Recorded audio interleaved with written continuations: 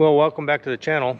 Today we're going to have just a quick short video on down and dirty rafter building for like a shed or a small carport, or like in our case a Connex cover, and an little part of outdoor area where we can park our riding lawnmower. You can see behind me I've got my old Costco canvas car canopy that I bought about 15 years ago.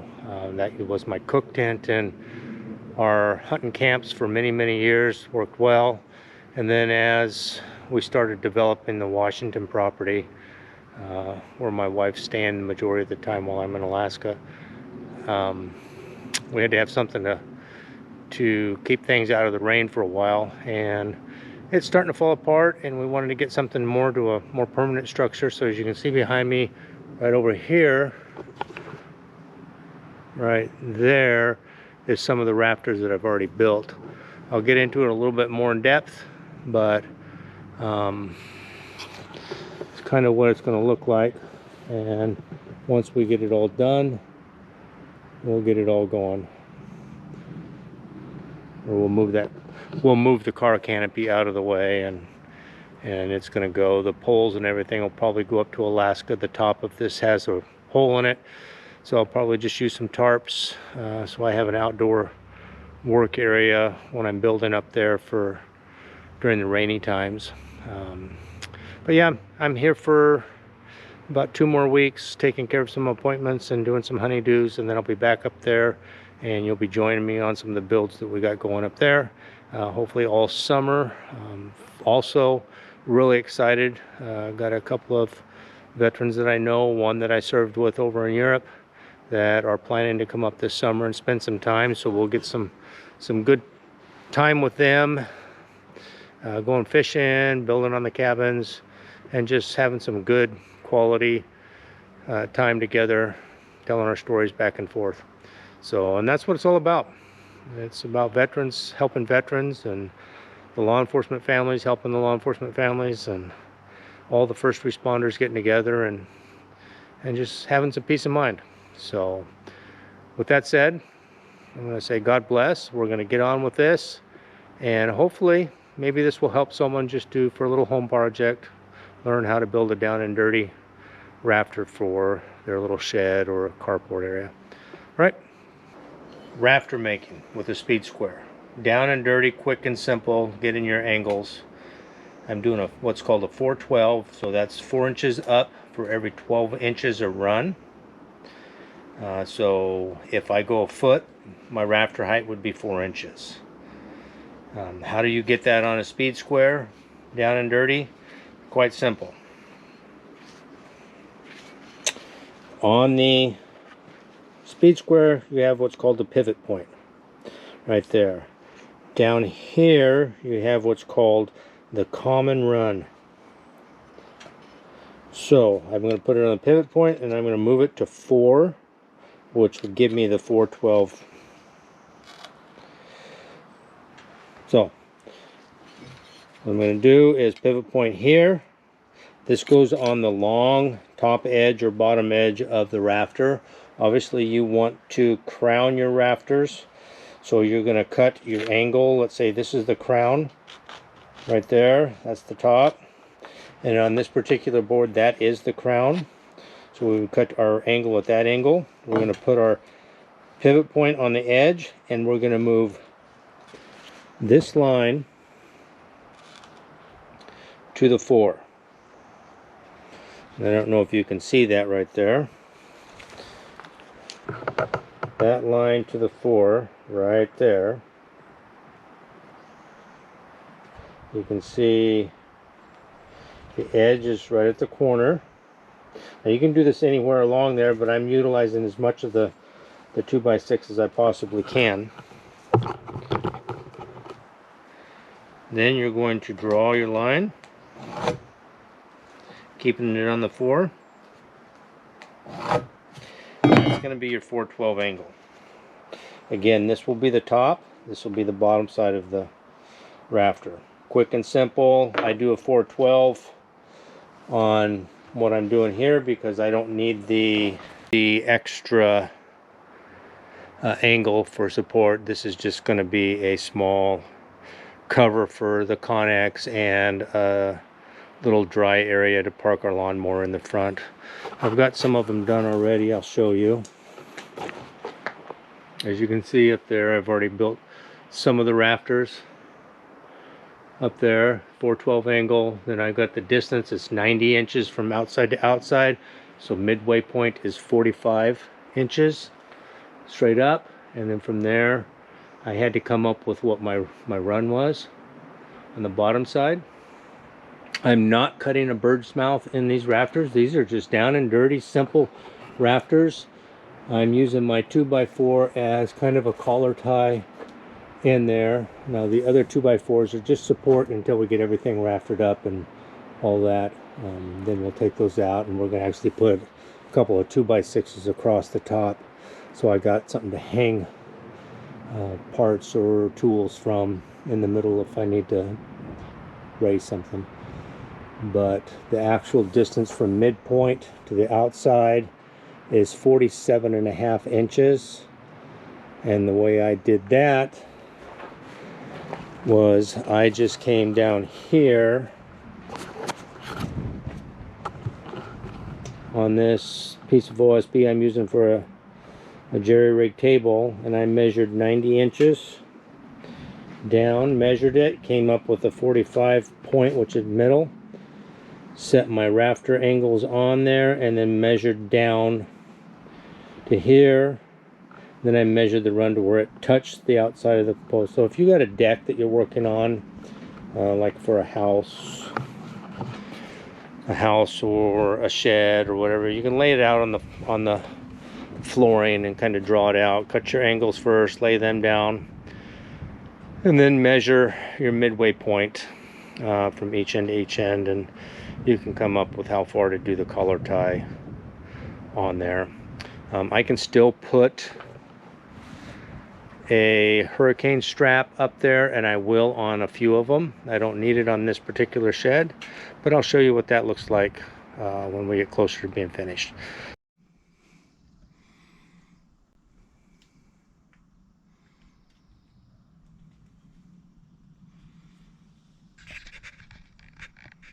So in the meantime, I got to get to cutting the rest of these rafters up. You can see right there I have a few cut already, and I've got to cut a total of 16 to finish up what I'm doing.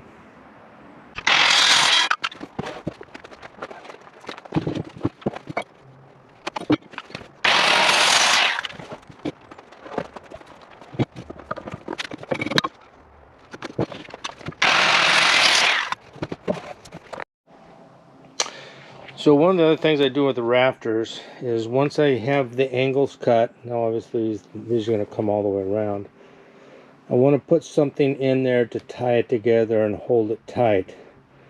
And you can get the metal staple brackets that you can pound in and nail, but I had some OSB's now down to about $11 a sheet, which is cheaper than metal, and I was able to utilize just under one sheet of OSB to cut what I needed. Since I'm doing a 2x6, I cut 5.5 inches, 5 3/4 inches thick, and then I went down and I laid out the 412 on it, which you can see there on both sides.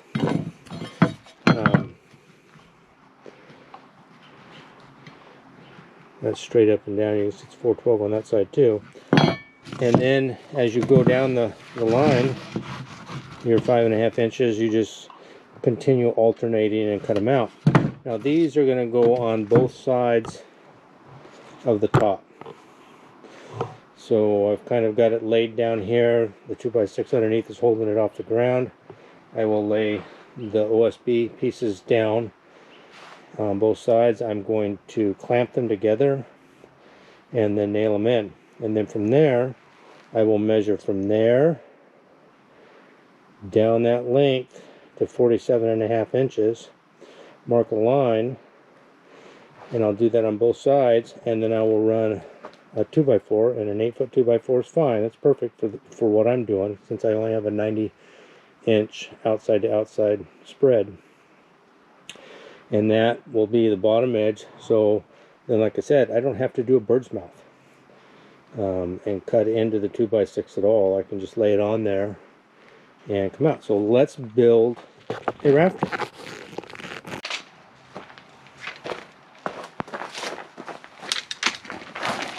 So first things first is I'm going to pull these together and kind of toenail a small nail in to hold it together. You can use a screw or you can toenail. I get it in there so it helps me free up a hand.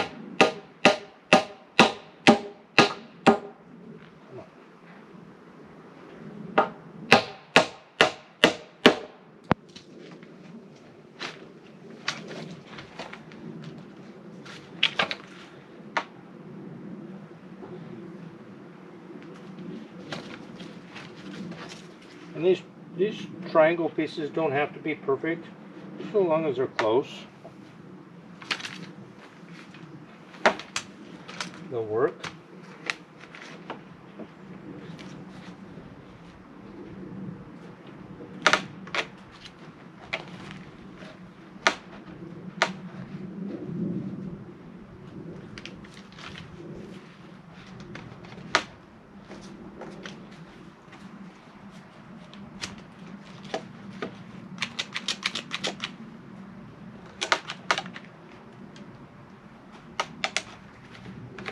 Get them nice and tight.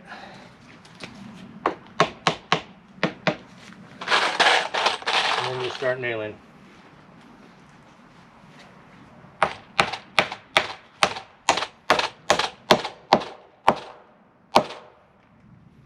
Now I do have a nail gun, but it's in Alaska. Obviously I came back down to Washington to finish up a few things down here a couple of weeks and take care of some of appointments. So while I'm here, I'm finishing up this project. So we have a spot to park the lawnmower out of the rain and partially protect the top of the Connex, even though it's fairly new. Now, as you can see, I'm using galvanized nails. That's what you want.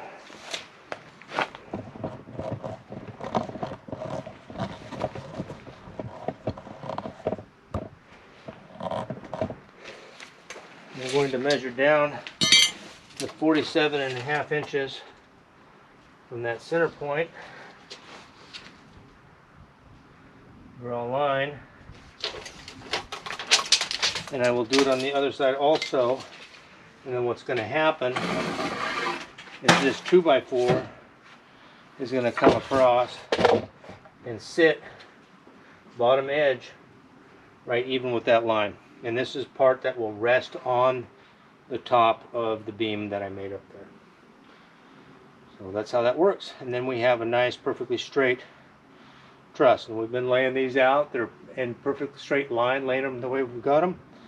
So I'm going to get this one finished up and then get on to building some more.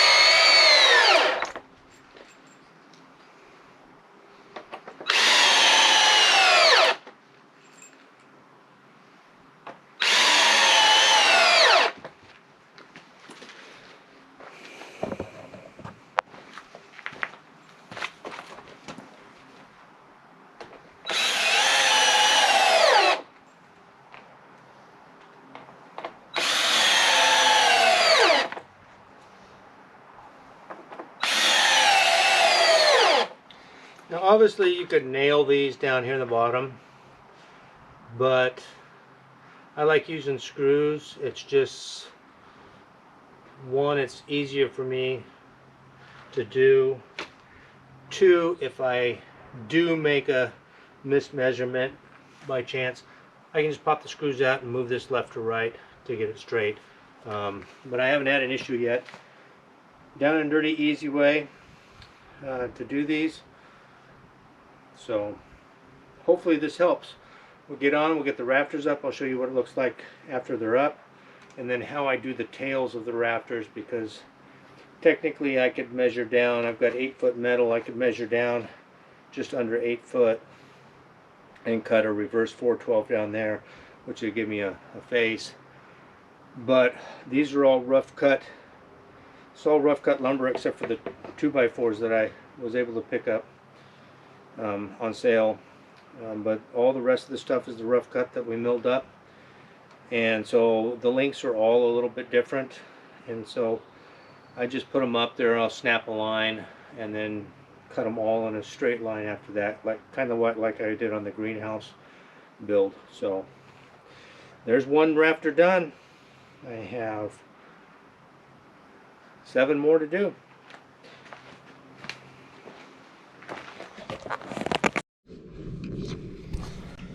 Okay, let's do a quick recap of making the down and dirty rafters.